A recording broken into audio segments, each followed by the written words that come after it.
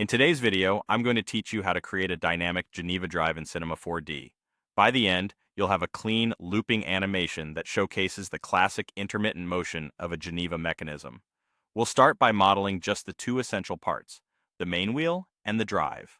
For the wheel, create a circular disc with a central hole and cut evenly spaced slots around the rim. Keep those slots clean and perpendicular to the wheel's radius so the motion is predictable. For the drive, build a rotating arm with a single pin that fits into the slots, plus a blocking surface that holds the wheel steady between engagements.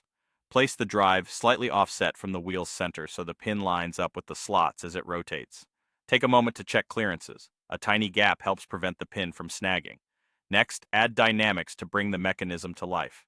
Select the main wheel and add a rigid body tag so it becomes an active participant in the simulation. Then select the drive and add a collider body tag so it can push the wheel with its pin while staying in control. In each tag's collision settings, choose a shape that matches your geometry closely. A more accurate shape gives you more reliable engagement, especially at the slot edges and pin tip. With the tags in place, give the main wheel a gentle push to start. In the rigid body tag for the wheel, enable an initial custom velocity.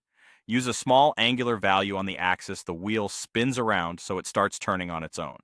When you press play, the pin will drop into a slot, index the wheel forward, and then the blocking surface will hold the wheel until the next engagement. To make the movement feel believable, tune angular damping on the wheel. A little damping simulates friction, subtly calming the motion without stopping it. Adjust in small increments until the wheel advances cleanly and comes to rest between steps without jittering. Once the motion looks right, light and render your scene. A simple key light with soft shadows and a subtle fill can define the shapes without overcomplicating things.